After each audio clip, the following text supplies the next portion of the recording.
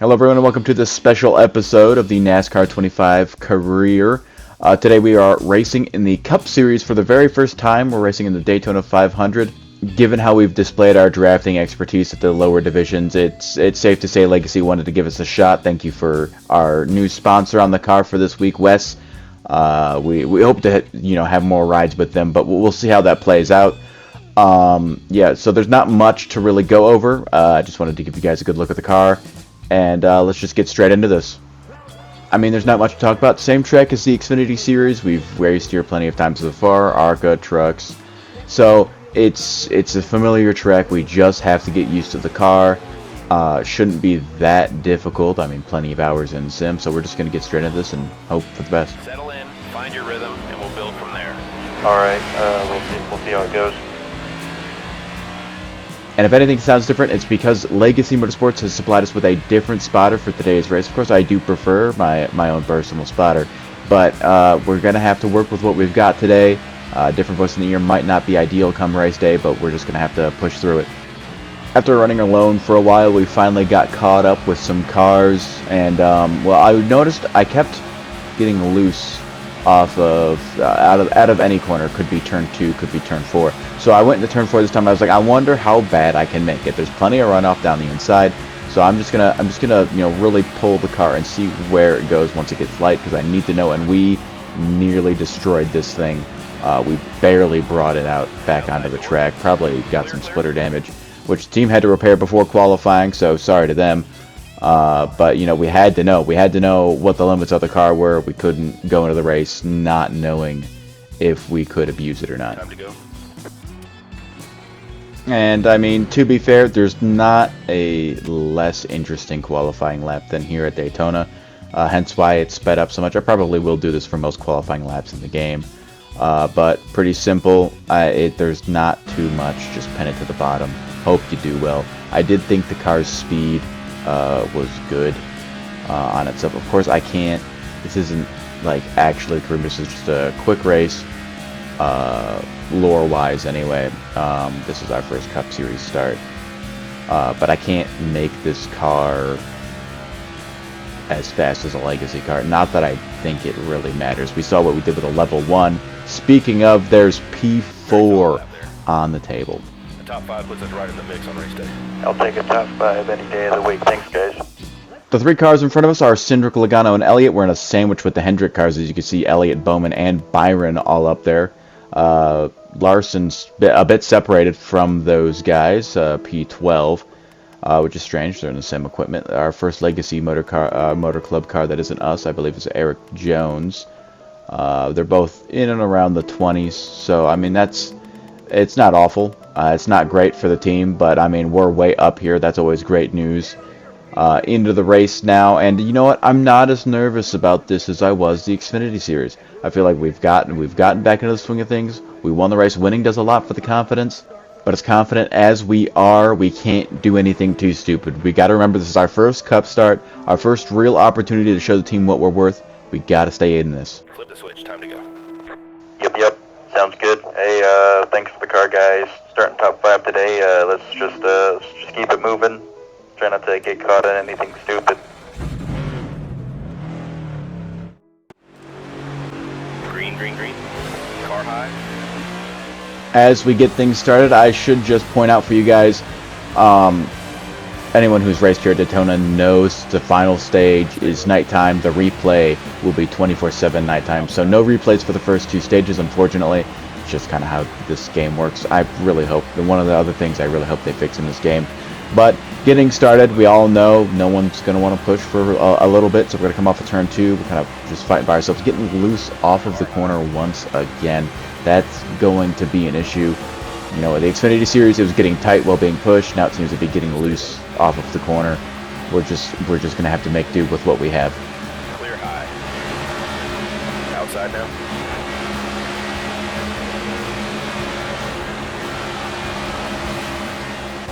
And I believe we're actually coming up on a pretty important moment already in lap 1 for the first stage. A big checkup from the 2, as you just saw.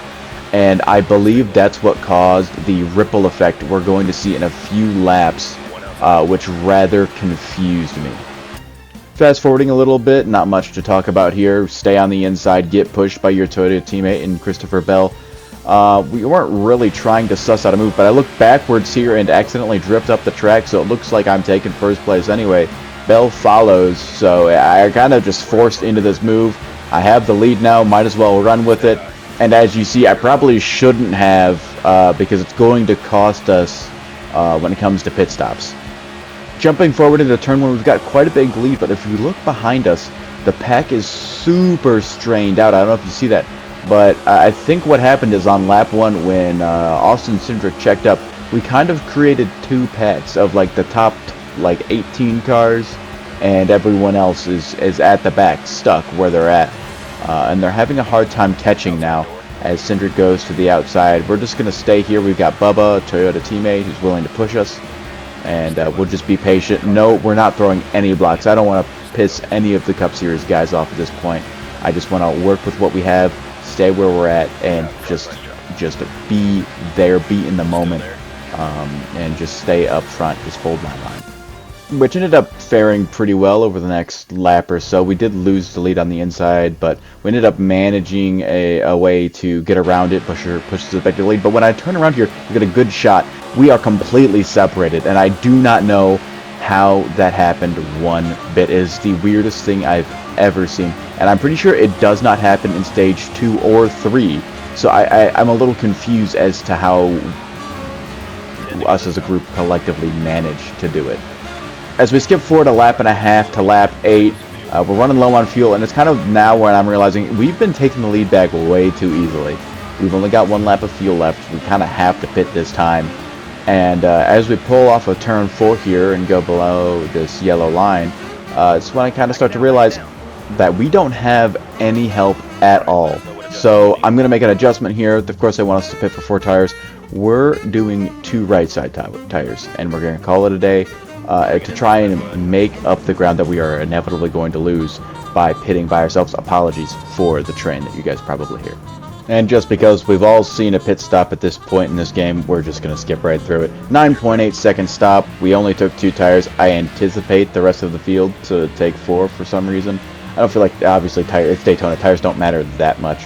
We'll see how difficult it's going to be. I fear Atlanta in the Xfinity Series so badly. When I did the Truck Series race, it was awful. We had no pace whatsoever. So it is a super speedway, so I will do 105 difficulty, but I know for a fact that it is going to be an absolute struggle fest. On to the end of lap 9 now, and we've got cars coming out of pit road. Most notably the number 24 of William Byron and the number 23 of Bubba Wallace. Bubba Wallace, when we pulled off pit road, was in first place, so I'm now really confused on what exactly happened. So I guess the 2 tires either means we're way up front or something awful happened to that group of cars, and we're going to have to wait for the full cycle to come out before we even know where we are at all in the standings.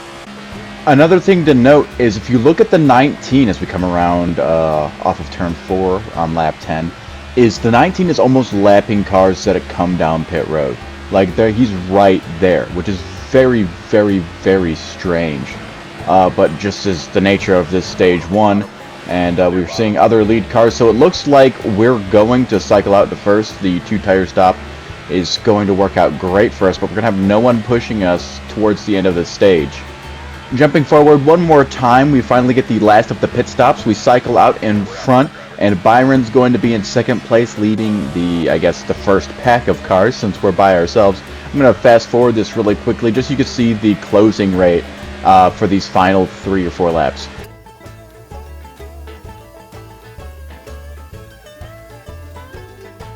And one thing I'm starting to notice at this point is that time is coming down. The gap is closing way too quickly. We're going to have to defend this coming out of the final lap. Back straightaway now, turn 15. You can see they're right in the rearview mirror. Definitely in the slipstream now. It's Bell and Byron gaining steadily now. You can definitely see them getting bigger and bigger in the mirror as Bell blows a flat tire, goes airborne almost. Oh my goodness, what a hit. That ends stage 1. And surely that's going to be the end of the competitive day for that 20 car. My goodness, he still finishes 6th, so the stage points will help recoup the damage. But my goodness, what a hit. All be ready, fellas. 10 away. There's the green. Outside now.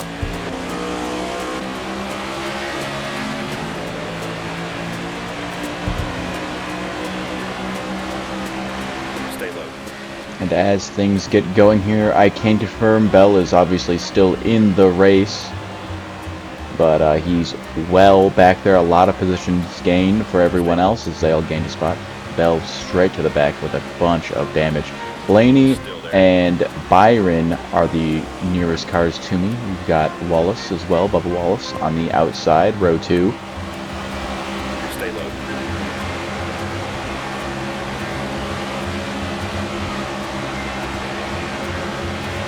Still in there.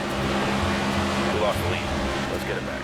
Coming off of turn 4, the middle lane is definitely rushing through as Blaney makes a move to the middle. We're now 3 wide going to the tri-oval, hoping from a push from Keselowski, but he goes in the middle as well. Everyone's bailing out of this inside lane, and we are left alone for the most part. Bowman's now here to pick us up. 3 wide. Blaney and Byron looking to slide right in front of us. We're kind of just going to have to let that happen. Don't want to risk getting in a wreck. Don't want to block anything too crazy. Getting loose off of turn 2 once again. Common theme. Blaney now to the outside of Byron. We're going to go down the inside. Trying to take the lead back instantly. Don't want to miss out on the action all too much. We want this lead and we're going to take it. One thing we haven't yet considered and we had to fight through with stage 1 is the fact that we didn't save not a drop of fuel during the first stage at all. We had to pit early because of it. We know this. We're out front, and we're just kind of taking the runs that come with us. We're not really thinking all too much about it. We're just kind of running our own race, not thinking about fuel, but just when we get pushes and we have an opportunity for the lead, we're taking it. 200 cars go to the outside now. That's surely going to get Bowman the lead, as it looks like Ross Chastain and that number 1 car is going to have to pick us up. 1 high. We'll get the lead back. Stay focused.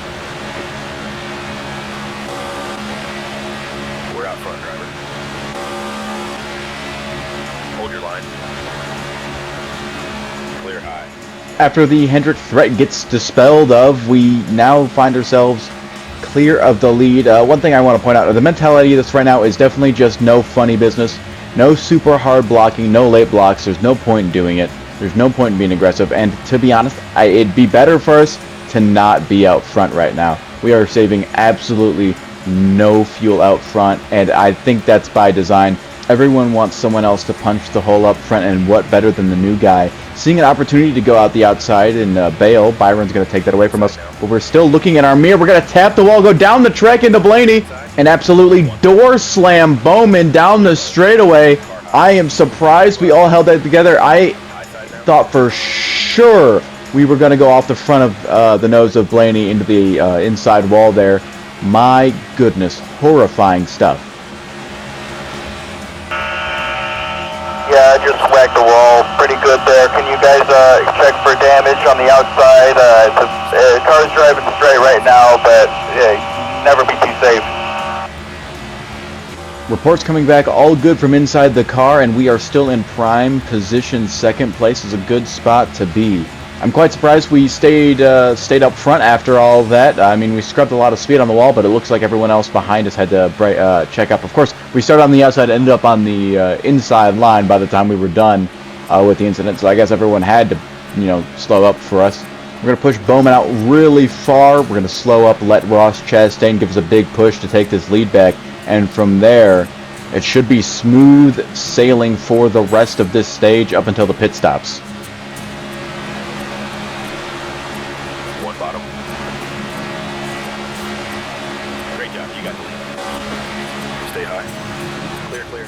And it has indeed been smooth sailing. Haven't been challenged once for the lead since we took it. We're now on lap 8 of stage 2. We've got the fuel icon down on the indicator bar below here. And, I hadn't quite acknowledged it. So I'm going to the outside now. I'm trying to figure out a way where I can fall back.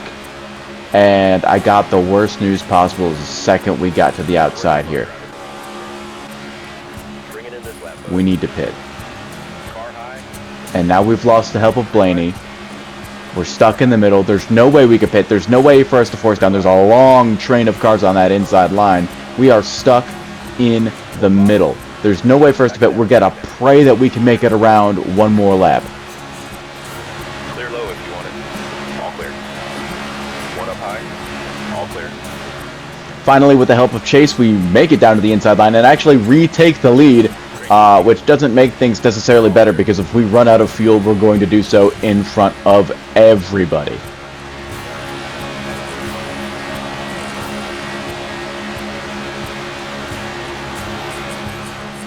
Surprisingly, though, we still have one lap remaining. It should take over any second. There it goes. And I think we just might be able to make it. We might sputter coming out of turn 4, but so long as we drop early, we should be fine. And just a reminder for you guys, of course, we are going to be speeding into pit road. Black flags are off because the AI gained like 5 seconds off of one pit stop. It's ridiculous. Coming off of pit road now, and you'll kind of see here if you look in the mirror how much they end up actually gaining on you off of pit road. I mean, they would have gained, if they could have gone straight through me, they would have. But you lose so much time out of pit road, it's kind of ridiculous. Yeah, I've probably costed Ryan Blaney and Chase Elliott here a bunch of spots already. Coming off of pit road, I don't recall if anyone pitted last time out, but we do have some cars coming from the back of the field. I think these are actually cars that pitted with us and they've just caught back up. And everyone's going around me, which is just ridiculous. We're going to lose the draft if it weren't for our fellow Michigan native here, Carson Hocevar, bailing us out and giving us a push. It's going to keep us in this pack, but I'd like to note, we haven't seen Carson Hocevar all day. So for him to be pushing us right now kind of means that we're probably mired somewhere deep in the pack right now. Outside now. Inside now. 3 wide. 1 inside. Clear high. Coming off of turn 2, we do have to be careful about these cars coming off of pit road. Of course, they're going to be slow. We know they're there. We just can't quite see them. And I see them through Chase Elliott's car, and I have to swerve out of the way. That was very dangerous. And a last-second move there that I just hated. And it turns out with the good pushing we did, we're actually right behind William Byron, who we know has been a front runner all day. So I think that spells well for us. But you know, all credit to Carson Hocevar for kind of getting us to where we're at right now. Without him, we'd lose so much more time. More cars coming off of pit road now. We still have the 34 car and a few others that have yet to pit. Hamlin, notoriously a good plate racer, but it hasn't been as good in this next-gen era. Chastain, we know, a front runner. So I think we're actually in a really good spot now that we might not have been otherwise. But we definitely did lose a lot of positions. Keep in mind, we went on to pit road in first, and we had a decent gap to chase. And if it weren't for the good drafting we did, I mean, who knows where we'd end up. We'd probably be around 15th right now. I mean, well, right now we're 12th. But when these cars come, when everything cycles out, I think we're in second place as of right now, looking to make a move for first here. Looks like Blaney's going to give us a push. We would end up taking the lead coming on to lap 14, and the final cars have exited pit road. It looks like the 20 of Christopher Bell. You can see how spread out the pack is on the bottom left. It is a massive spread there with 3 to go left in this stage. Inside door.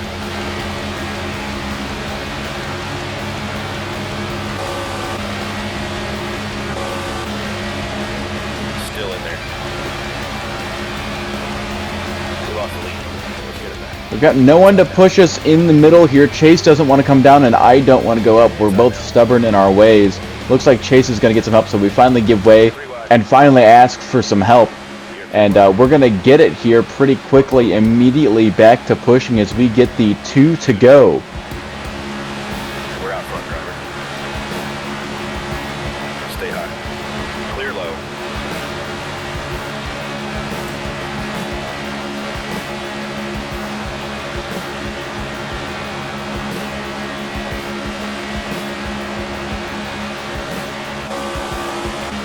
One on the bottom.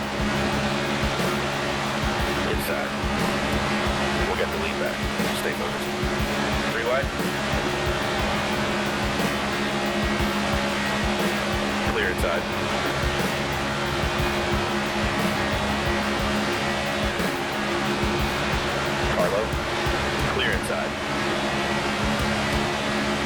Inside door.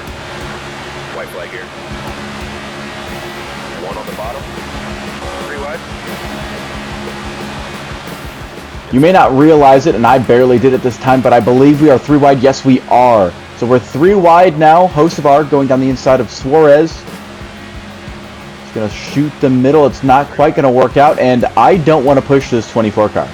I'm not going to do it. He's got to run right now. I'm not going to help a Chevy roll past my Toyota teammate. That just wouldn't be good. But if you look at this group we're in, we've got, what, 4 or 5 Chevys, 1 Ford, and 2 Toyotas. The Chevys have been dominating today, and there's nothing the Toyotas or Fords can do about it.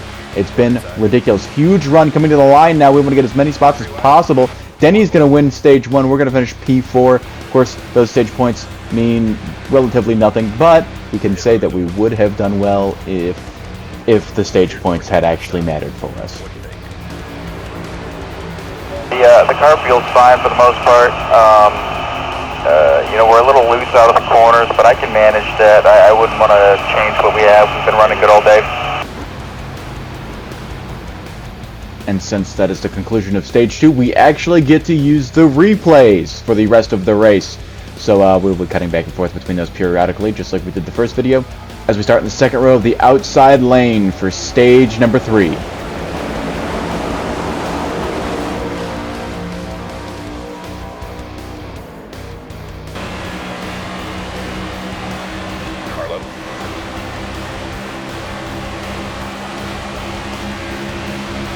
Inside door.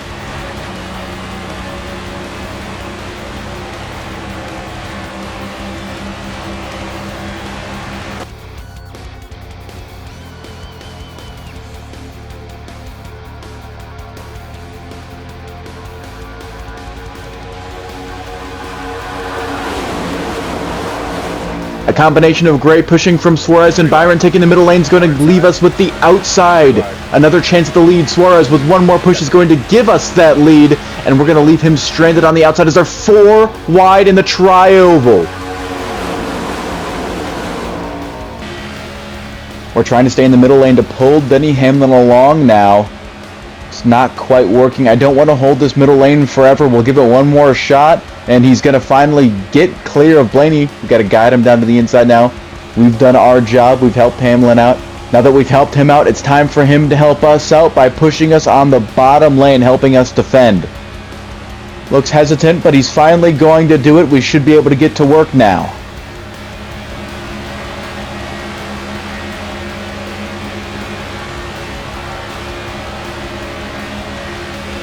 Looks like Hamlin's thinking about betraying us, and he does. Yes, goes straight for the middle.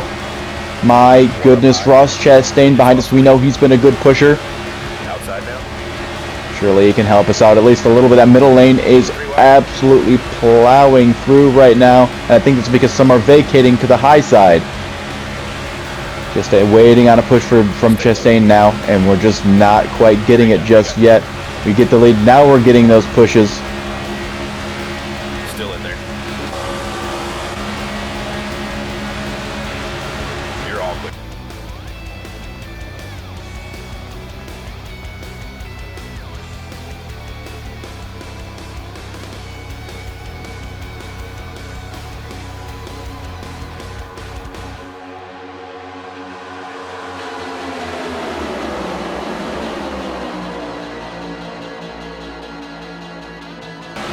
Outside now.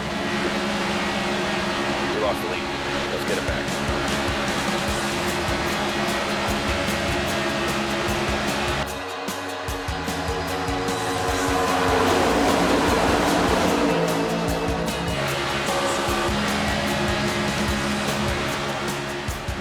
Heading into turn 3, it looks like Denny's finally going to be able to clear us. Does he choose to chop us off? Yes, he does. We're not going to try and do anything aggressive. We're letting off the gas, trying to give him a little bit of a break so we can at least push him. I'm fine with running second for now. But no, Denny decides not to even come down here. Ross Chastain's going to make us go 3 wide in the tri-oval. And if you look to our right, who will you find?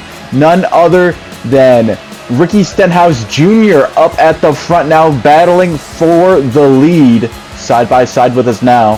but he's got no help. I wonder if that has anything to do with his reputation of wrecking at super speedways. Car high. We'll get the lead back. Stay But Chastain's not failed us yet. He's giving us a massive shots. These shots were the type of shots that absolutely caved our rear bumper in the Xfinity Series, but this Cup Series bumper is as strong as steel.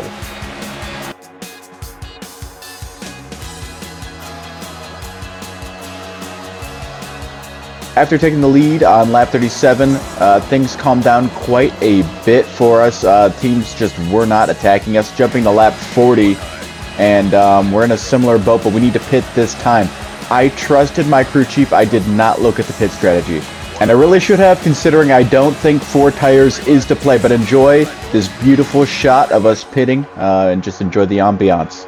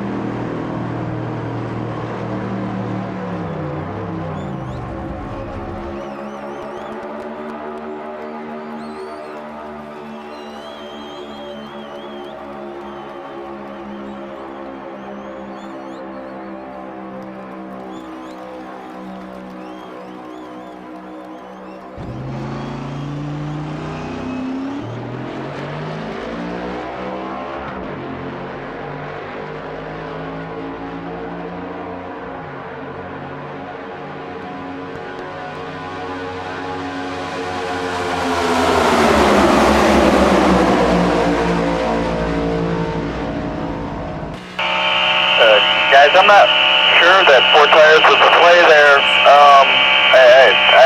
I think we're going to be by ourselves here. Not very encouraging words as we skip over to lap 42 when we finally meet up with the number 19 car of Chase Briscoe, at least a Toyota teammate at the very least, catching up to Kyle Busch now. We're trying to get in the middle. That'll be the most efficient. Finally get it done, and there's a bunch of smoke coming from up front. I don't know if you guys can see it. 8 times speed, you'll see it more now. Leaders are pitting coming into turn 3.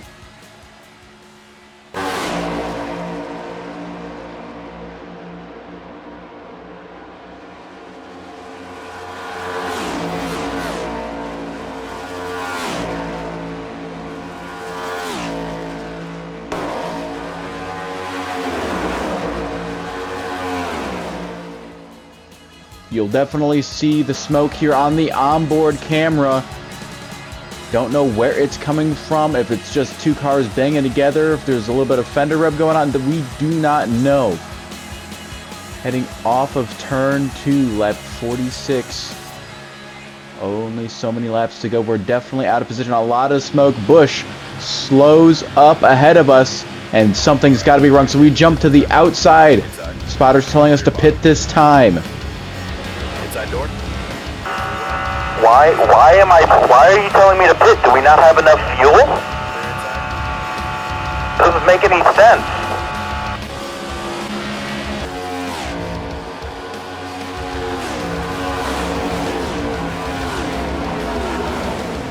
Very confusing messaging coming from our spotter. It's unanswered. I don't think we'll ever quite understand what the purpose of it was. I guess we've been short fueled a little bit, and I couldn't tell you why they'd want to bring me in now of all times. It's way too close to the end, and I reckon there's a chance we might be able to stretch it out. I just don't understand why it'd be like this. And with all this commotion, I haven't even pointed out the fact that we are bump drafting with Carson Hocevar, fellow Michigan native. So we cut to this nice shot from the grandstands here. You'll see Chase Elliott at the bottom of your screen. That's your leader, followed by Kyle Larson. We don't have much time to catch them, but we are sticking faithfully with Carson Hocevar. He helped us out earlier, gave us a push when we needed it. Now it's our turn to return the favor.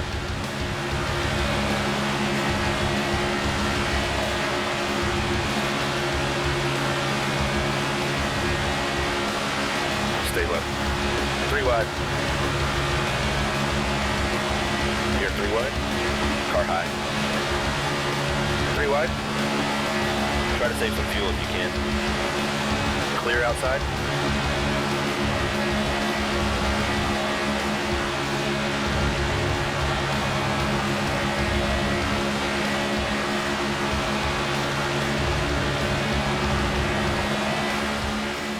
After we cross the start-finish line, here's another shot. There's Chase as he goes by, followed by the rest of our group, led by Kyle Larson at the moment. But we're trying to change that, get Carson and I up to the front of this so we can get going.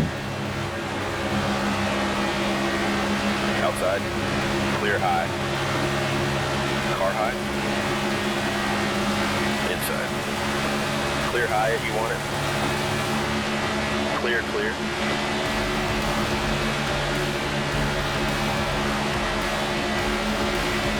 Bring it around and hit this time. We're not pitting with 1 to go. That's not going to happen. We're not pitting coming to the white. I will run this thing out of fuel before that happens. I'm sorry. I'm sure the team meeting's going to be very interesting after this one, but right now we're in with a shot of the win. We wouldn't be if we were pitting. You've got to go for the win. These points don't matter for us.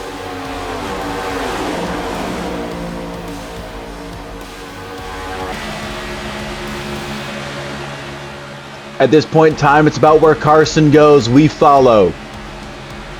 I think he's going to try and go outside, but Carson decides he wants to take the aggressive route. We're going down the inside. Chastain is not going to follow. It's going to leave me and Hocevar all by ourselves. Not even the number 7 Spire car wants to help his teammate. But Carson's out front as we head out of turn 4, and all of a sudden... Yeah, I'm out. No, so close, guys. Hey, that's still a top 10, right? Okay, driver, that's a top 10. Nice, okay, we'll take it. Who won? Carson, right? Chastain? How the fuck did he do that? That's right, folks. Ross Chastain wins the Daytona 500, just barely edging out Carson Hocevar. Great day for Spire, though, as Justin Haley finishes 3rd, Chase Elliott 4th, Corey LaJoy 5th, Joey Logano 6th, Kyle Larson 7th, Bowman 8th, us 9th, and Todd Gilliland 10th. Good finish for him as well. A Chevrolet dominated top 10 as 6 of the bow ties have found themselves up there. 4 of the top 5 are Chevrolet. Shout out to Corey LaJoy as we start to scroll down here. Josh Berry 11th is also very nice as well. I'd like to just say thank you guys for watching. I hope you enjoyed. I hope you enjoyed the minor improvements as well. And without further ado, I will catch you on the flip side. Bye-bye.